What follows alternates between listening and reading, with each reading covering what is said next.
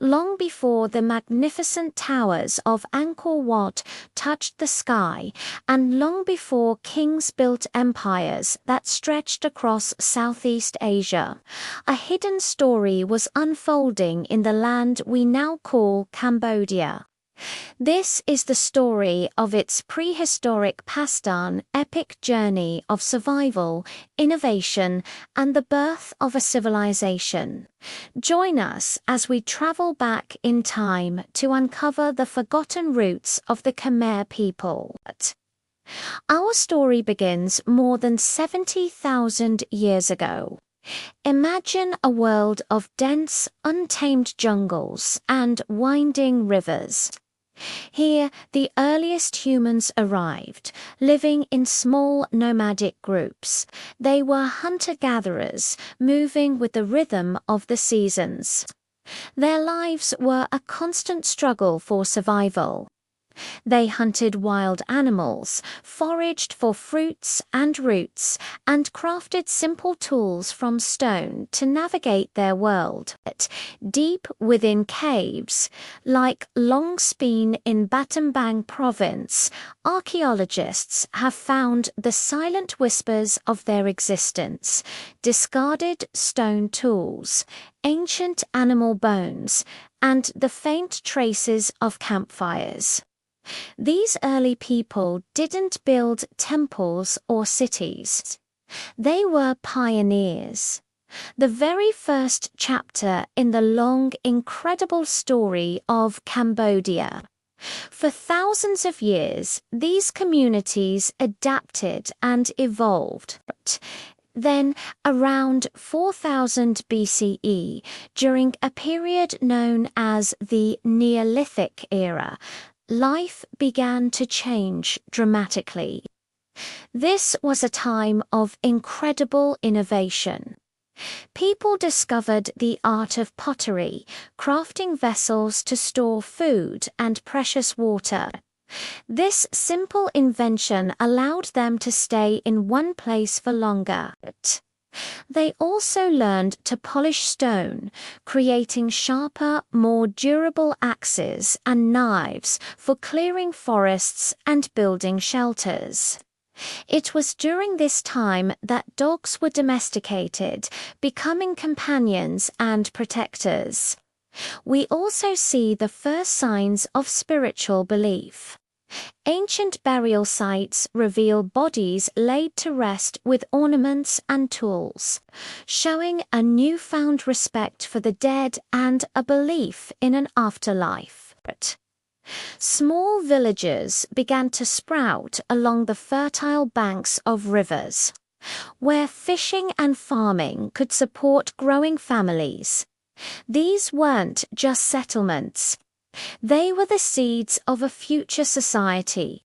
Perhaps the most significant revolution in Cambodia's prehistory was the dawn of agriculture. People began cultivating rice in small hand-tended paddies. This changed everything. For the first time, communities could produce their own food, freeing them from the constant search for their next meal. They also domesticated animals like cattle and pigs, providing a stable source of meat and labor. No longer nomadic, they settled down, and the landscape began to transform under their hands. Forests were cleared for farmland, clay was molded into large jars for storing water, and simple stone tools slowly gave way to more advanced materials. The rice culture, which remains the heart and soul of Khmer identity today, took root during this ancient period, thousands of years before the first stones of Angkor were ever laid. By around 1500 BCE, the region entered the Bronze Age. This new technology, the ability to mix copper and tin to create a strong, versatile metal, ignited another wave of change. Society became more organized and complex. Bronze tools made farming more efficient, allowing communities to grow larger and stronger. Craftsmen learned to cast intricate objects, sharp axes, gleaming spearheads, and beautiful personal ornaments. The differences in society began to widen. Burial sites from this era tell a fascinating story. Some individuals were buried with great care, adorned with bronze bracelets, delicate beads, and even small bronze bells. This suggests that social status and hierarchy were starting to emerge. Leaders and elites were distinguishing themselves through wealth and power. At the same time, Cambodia was becoming more connected. Trade networks expanded, bringing in seashells from distant coasts and precious stones from lands far away. This exchange wasn't just about goods. It was an exchange of ideas, connecting the people of this land to a wider world. The final, crucial step toward civilization began around 500 BCE with the dawn of the Iron Age.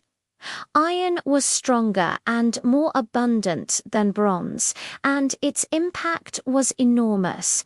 Iron tools allowed farmers to clear vast tracts of land, leading to a surplus of rice and a population boom.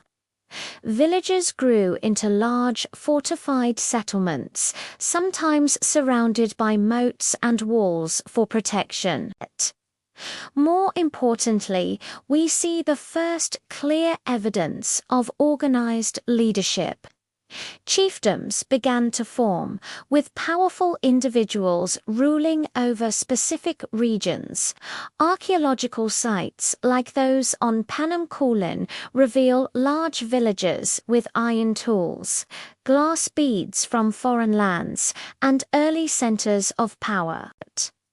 These early rulers started organizing large-scale projects, building ritual mounds and sophisticated water management. Systems' early designs that would later inspire the incredible hydraulic engineering of the Angkorian Empire. As the Iron Age progressed, these growing communities became even more interconnected. Bustling trade routes brought new influences from India and China, advanced metalworking techniques, new spiritual beliefs, and the very first concepts of writing.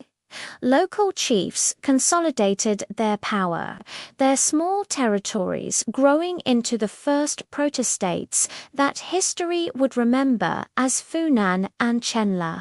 Roads, trade networks, and spiritual traditions they established laid the groundwork for the rise of the great Khmer Empire. From humble hunter-gatherers to skilled farmers, metal workers, and chiefs, the prehistoric people of Cambodia were the true architects of their nation. Their resilience, their ingenuity, and their spirit built the foundations upon which a magnificent civilization would rise. Without their untold story, the wonders of Angkor could never have existed. Their ancient legacy lives on, woven into the very fabric of Khmer culture today. Thank you so much for joining us on this journey into Cambodia's deep past. If you found this story as fascinating as we do, please like this video, subscribe to our channel, and hit the notification bell so you don't miss our next exploration.